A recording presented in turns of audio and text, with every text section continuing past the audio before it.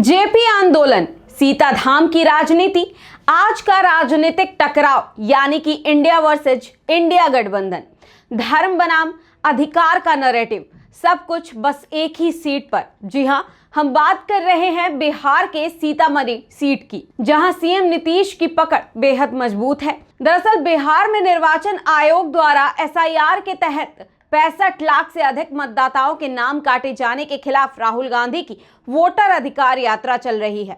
इस बीच आज राहुल और तेजस्वी यादव माता जानकी मंदिर पहुंचे, जहां उन्होंने पूजा अर्चना की, लेकिन वो माता सीता की जन्म स्थली पुनौरा धाम नहीं गए।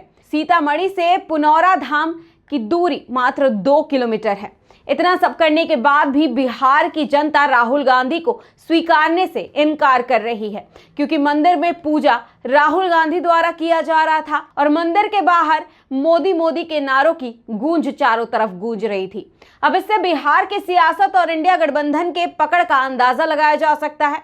नमस्कार, मैं हूं आपके साथ सोनाली सिंह और आप देख रहे हैं the news point. Rahul Gandhi, Tejashwi Yadav, Pappu Yadav मंदिर में, बाहर मोदी जिंदाबाद के नारे। ऐसा नहीं है कि ये नारा आपने पहली बार सुना है या फिर राहुल गांधी की रैली में ऐसा पहली बार हुआ हो। इससे पहले भी कई बार गठबंधन के रैलियों में मोदी मोदी के नारे लग चुके हैं, जिसके माध्यम से जनता ने भी कहीं ना कहीं साफ कह दिया है कि यहाँ पर गठबंधन के लिए कोई जगह नहीं है और गठबंधन का कोई काम भी नहीं है। खैर, बिहार की जमीन पर आज फिर सियासत का एक नया अध्याय लिखा जा रहा। सीतामढ़ी, जनकपुरी, मां सीता की धरती, जहां से रामायण की गाथा शुरू हुई, आज वहीं राहुल गांधी और तेजस्वी यादव की वोटर अधिकार यात्रा पहुंची है। वोटर अधिकार यात्रा का आज 12वां दिन भी है। इस दौरान लोकसभा में विपक्ष के नेता राहुल गांधी भी सीतामढ़ी पहुंचे, जहां उन्होंने माता जानकी मंदिर में पूजा अर्चना की। इस दौरान उनके साथ राजद नेता तेजस्वी यादव, पप्पू यादव और कई बड़े नेता भी मौजूद थे।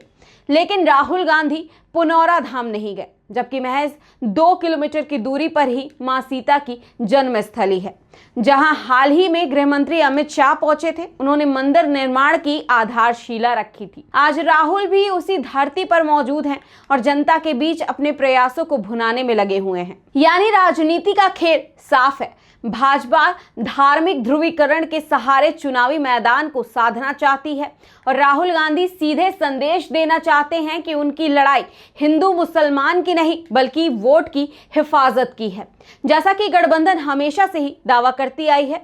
लेकिन बड़ा सवाल यह है कि क्या ये सिर्फ चुनावी राजनीति है या फिर जनता के वोट की हिफाजत की जंग, और इसी धरती से क्यों उठ रही है चुनाव चोरी करने की आवाज या फिर चुनाव रोकने की आवाज। और अगर वाकई में ऐसा है तो जनता राहुल गांधी की यात्रा में पीएम मोदी का नारा क्यों जप रही है? राहुल गांधी पर जनता भरोसा क्यों नहीं करना चाहती? क्या राहुल गांधी को मोदी जिंदाबाद के नारे को सुनने के बाद सोचना चाहिए कि उन्हें जनता का भरोसा जीतने के लिए और भी ज्यादा मेहनत करने की जरूरत है? वहीं जानकी मंदिर में पूजा के बाद लोकसभा नेता, प्रतिपक्ष और कांग्रेस सांसद राहुल गांधी ने लोगों को संबोधित भी किया, जनता को संबोधित किया। अपने संबोधन के दौरान उन्होंने सत्ता पक्ष को अपना निशाना बनाया। उन्होंने कहा कि हमें मालूम है कि एनडीए बिहार में चुनाव चोरी करने की कोशिश कर रही है और इसीलिए हमने वोटर अधिकार यात्रा यहां पर शुरू की है, ताकि इन लोगों को पता चल जाए कि बिहार की जनता होशियार है और सावधान भी। अब इससे पहले आप ये सुनिए, जिसमें उन्होंने सत्ता पक्ष पर जमकर निशाना साधा और उनके खिलाफ बयान भी दिया है कि बिहार में चुनाव चोरी करने की कोशिश कर रहे हैं, इसीलिए हमने वोटर अधिकार यात्रा यहां शुरू की है कि इन लोगों को, इलेक्शन कमिश्नर को पता लग जाए कि बिहार की जनता होशियार है, सावधान है और बीजेपी और इलेक्शन कमीशन को बिहार में एक वोट चोरी नहीं करने देगी। यह संविधान, मेरे जो दलित भाई हैं, आप भूलिए मत, ये संविधान अंबेडकर जी ने देश को दिया है। ये कोई मामूली किताब नहीं है, ये हमारे लिए पवित्र किताब है।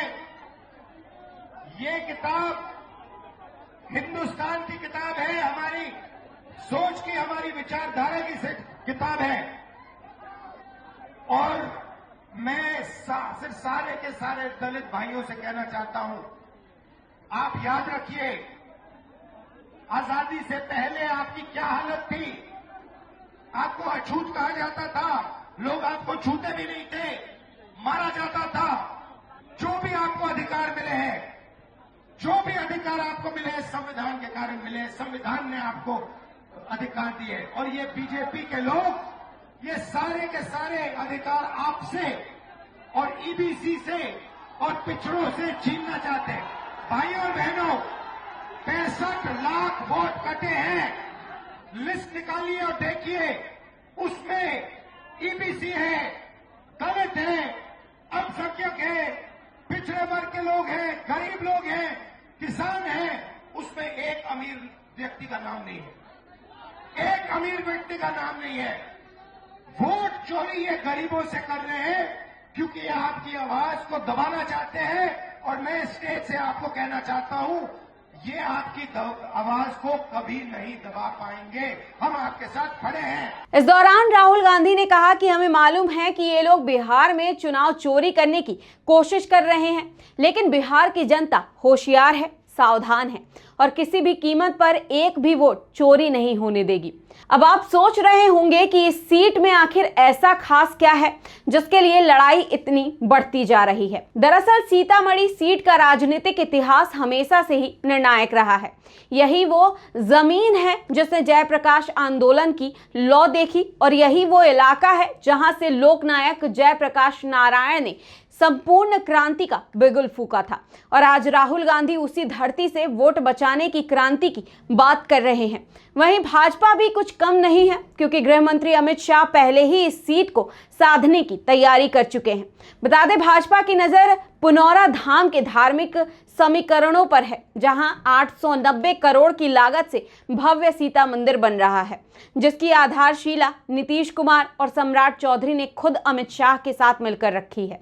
यानी एक तरफ धार्मिक राष्ट्रवाद का एजेंडा है तो दूसरी तरफ संवैधानिक अधिकार की जंग। अब सवाल साफ है, क्या बिहार की जनता धर्म और जाति के नाम पर वोट करेगी या फिर अपने संवैधानिक अधिकार के लिए खड़ी होगी?